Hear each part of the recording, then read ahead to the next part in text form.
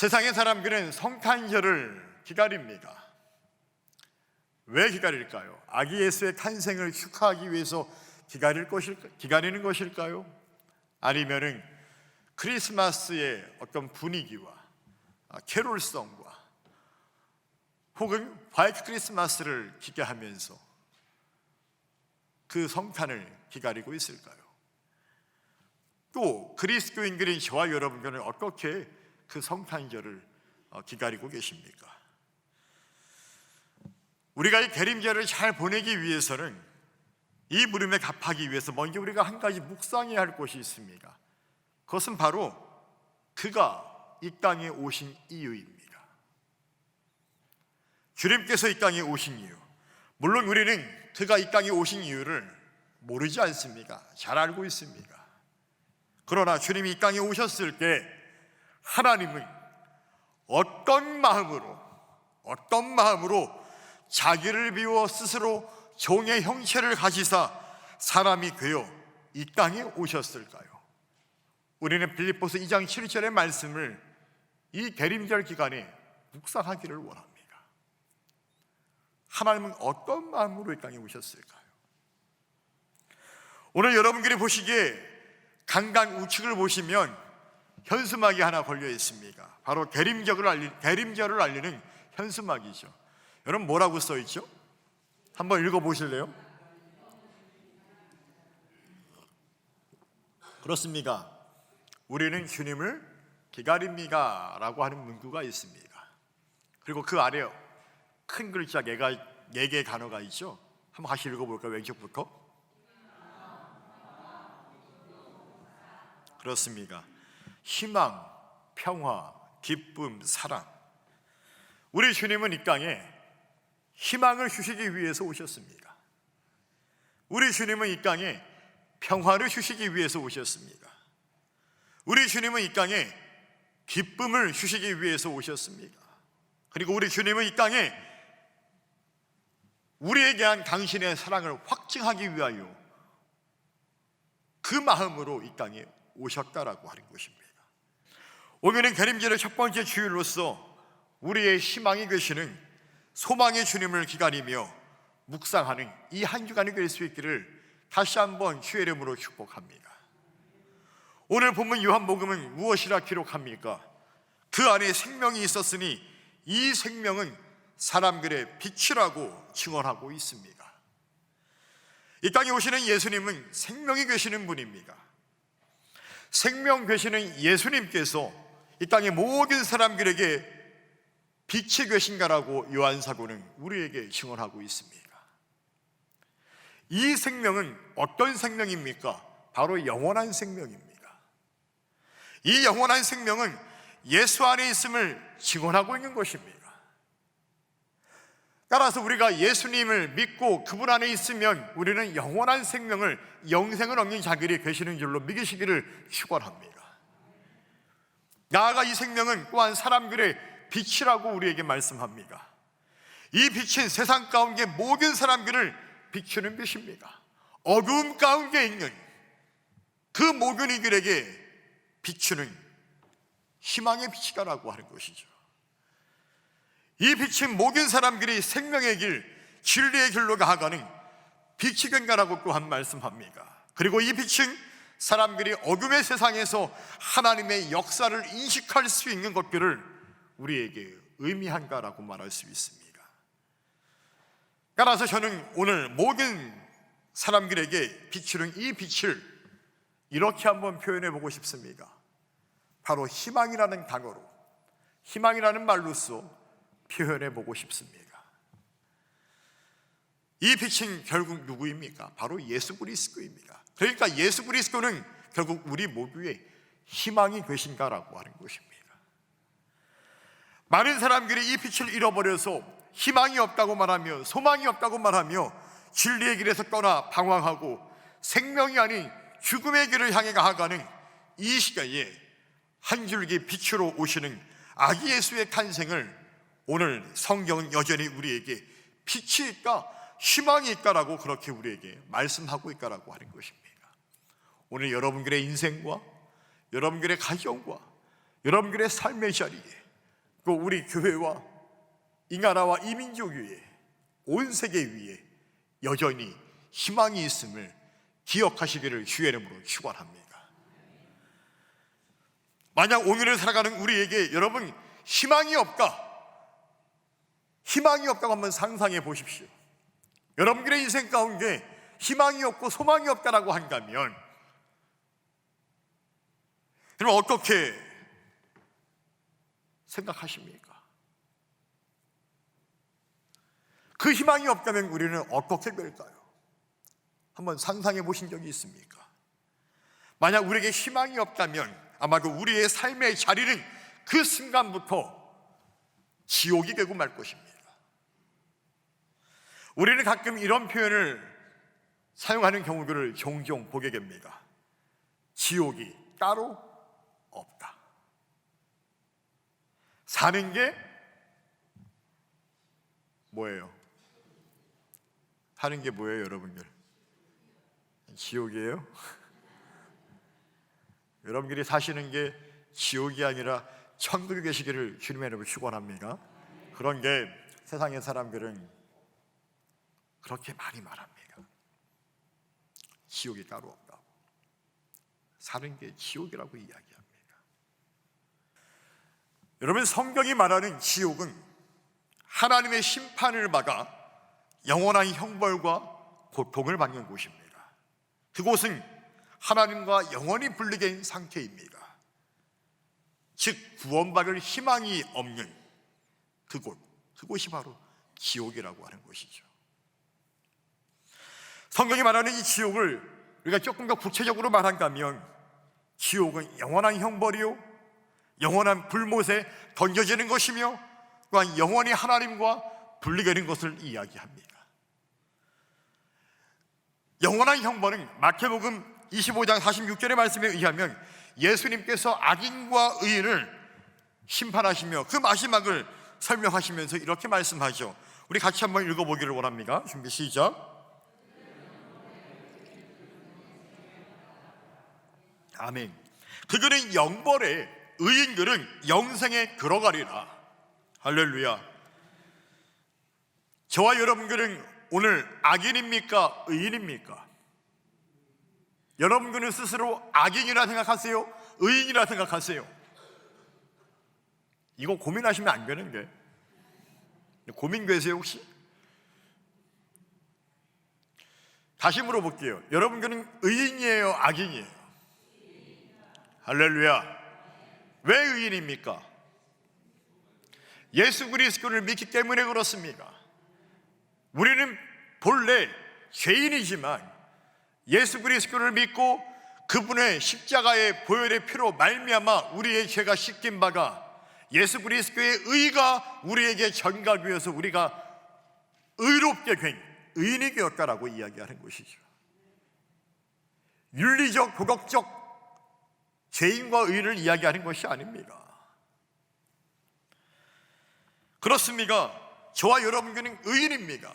따라서 우리는 영원한 생명에 들어가게 될 줄로 믿으시기를 축원합니다. 악인은 끝이 없는 그 고통과 형벌을 받게 됩니다. 다시 말하면 예수 그리스도를 믿지 못하고 알지 못하면 이 땅에서는 모르겠지만 장차 그거 죽어 가야 할 곳은 지옥이라고 하는 것이에요. 그곳은 영원한 고통과 형벌이 있는 끝이 없는 고통의 장소가 바로 이 지옥이라고 하는 것을 말하고 있다라고 하는 것입니다. 두 번째로 지옥은 영원한 불못입니다. 영원한 불못은 이 지옥이 불타는 장소임을 우리에게 말하는 것입니다. 요한계시록 20장 15절을 보게 되면 이렇게 기록하는 게, 다시 한번 같이 읽어보겠습니다. 준비 시작.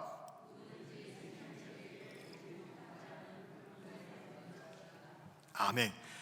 누구든지 생명책에 기록되지 못한 자, 하나님의 나라, 그 거룩한 나라, 그 천국의 생명책에 기록되지 못한 이름은 어디에 건져진다고요?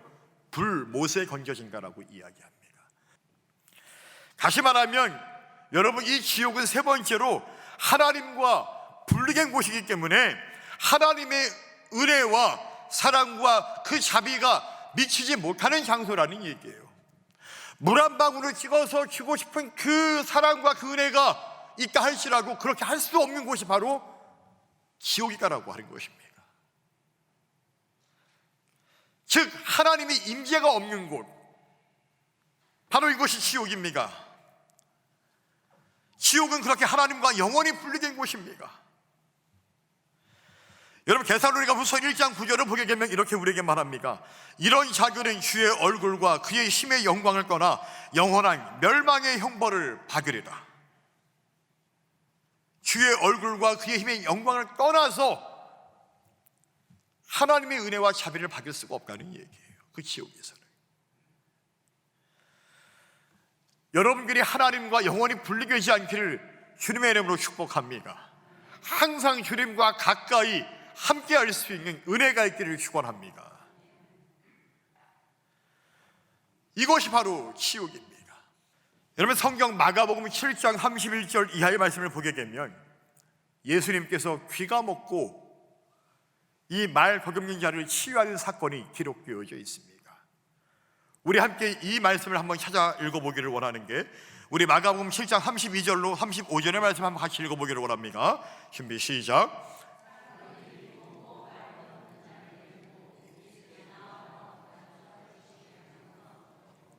예수께서 그 사람을 따로 데리고 손가락을 그의 양귀에 넣고 침을 뱉어 그의 혀에 손을 대시며 하늘을 우러러 탄식하시며 그에게 이르시되 에바가 하시니 이는 열리라는 뜻이라. 그의 귀가 열리고 혀가 맺힌 것이 곧 풀려 말이 분명하여졌더라. 아멘. 여러분 저는 이 말씀을 묵상할 때마다 귀가 막히고 말을 더듬는 이 사람이야말로 자신의 인생에 끝이 없는 고통과 어둠의 터널을 지나는 지옥과 같은 인생을 살아가는 사람이라고 생각을 합니다. 여러분 한번 생각해 보십시오. 여러분들이 귀가 먹어서 듣지 못한다고 한다면, 말을 하고 싶어도 잘 말을 할 수가 없다라고 한다면 얼마나 답답하겠습니까?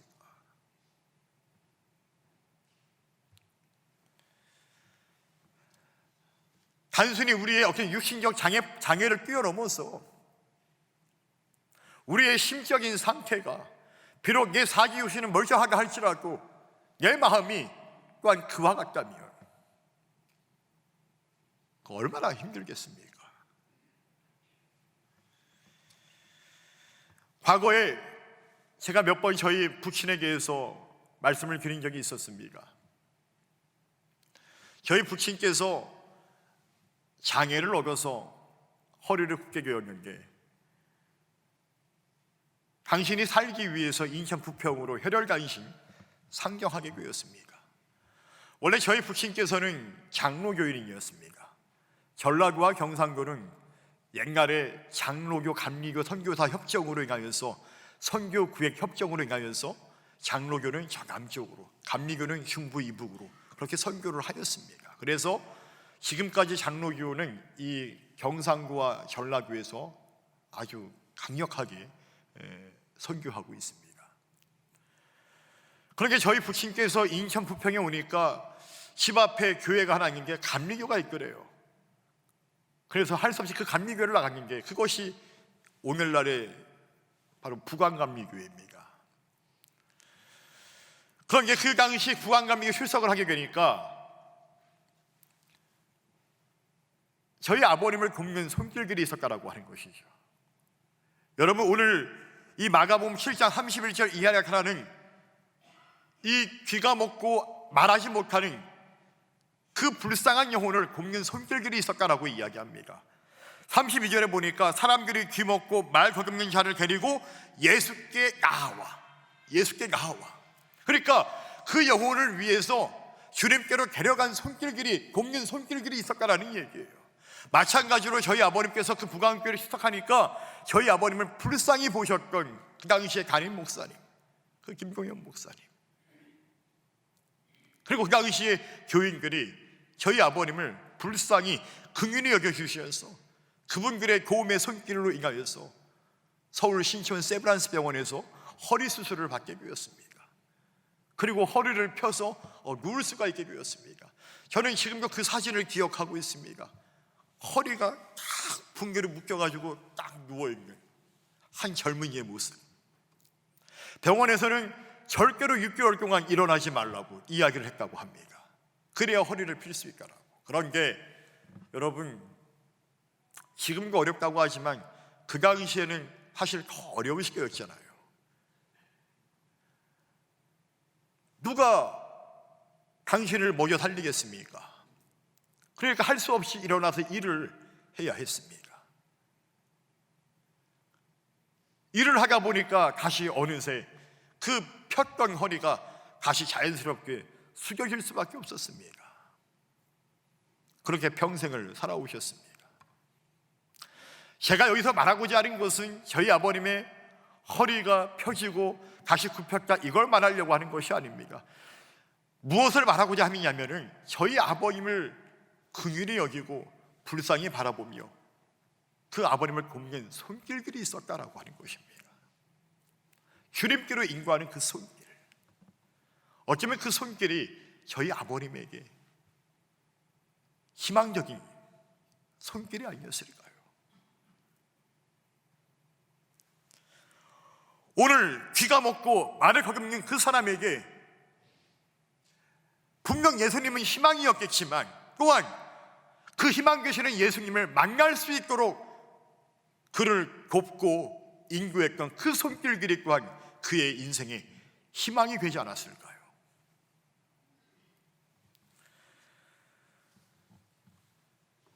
저는 오늘 귀가 먹고 말 거듭는 이 사람처럼 예수님을 만나 귀가 열리고 혀가 풀려 말이 분명하여지는, 그래서 에바가의 주인공이 된 것처럼 우리 강림소망교회 모든 성도들이 에바가의 주인공이 될 수 있기를 주님의 이름으로 간절히 축원합니다. 예수님을 만나서 그 희망의 예수를 만나서 열려지는 에바가의 주인공이 될 수 있기를 간절히 주의 이름으로 다시 한번 축원합니다. 예수님 때문에 열려지는 구원의 희망이 있는 삶들이 다 되시기를 주님의 이름으로 간절히 축원합니다. 여러분, 이사야 선지자는 메시아의 사역을 분명하게 선언했던 예언자였습니다. 그 사역은 구원의 희망에 관한 예언이자 선포였다라고 말할 수 있습니다. 이사야서를 보게 되면 이렇게 우리에게 말씀합니다. 이사야서 61장 1절을 다시 한번 같이 읽어보기를 원합니다. 준비 시작.